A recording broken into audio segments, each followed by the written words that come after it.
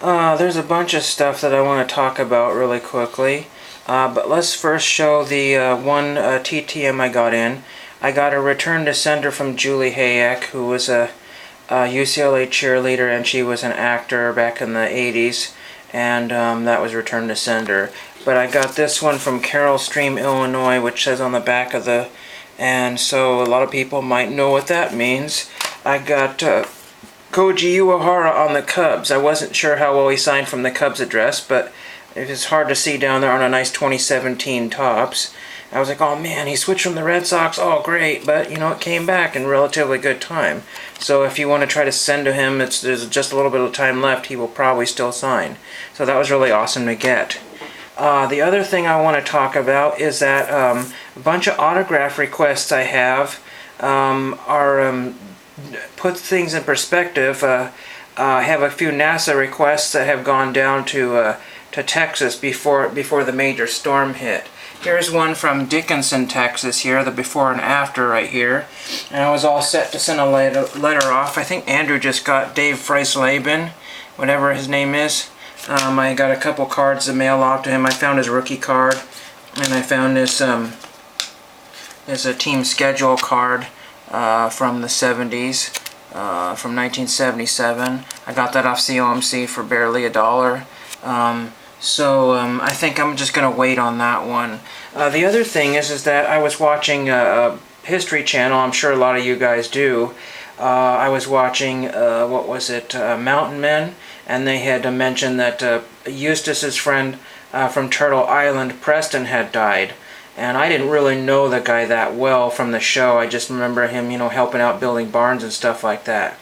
And then, if you didn't know, the Axemen series was canceled a year ago, and the History Channel does, you know, they don't usually tell you these things unless you go looking online or Looper tells you something that's may or may not be true. And just after the series had canceled, Gabe Rygard was one of the most notorious people, and his dad, he were the ones that always got in fights. He died in a car crash last year. I guess he turned into somebody and died. And then on Ice Road Truckers last night, they were talking about a guy in past tense. I'm like, well, what happened?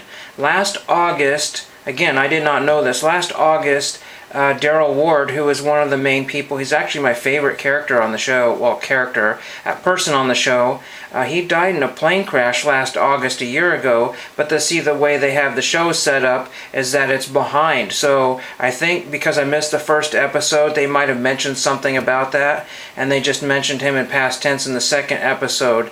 They were on location in a small plane going to a shoot a pilot for a new show, I believe. But I wanted to show you these, and I got these a couple years ago, I think.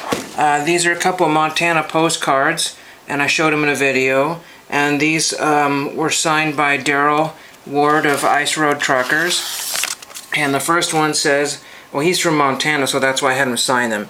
Henry, thanks for watching IRT, your friend Daryl Ward. And then one of them was for him to keep, but he autographed the other one. So that was nice of him, and like I said, I did not know that. So there's a little bit of a history wrap-up, catch-up, or whatever. Now let's get on to some of the cool stuff. Some of these have been put away in TTM envelopes. I kind of screwed up and the video didn't take the first time. But I got a 77 Astros Joe Sambito, and it's signed very tiny on the bottom there, pre-printed, so I'm going to have him signed somewhere up here. That'll be awesome. And I already had this Sambito on the Red Sox. That'll be awesome looking too. I got this on-card autograph of Paul Demney, Affleck All-American High School Baseball Classic 2006, $1.25 on COMC. Can't beat that. He probably didn't do anything, but still, it's kind of an unusual, really cool card. And on-card too from Topps. They should do more of that.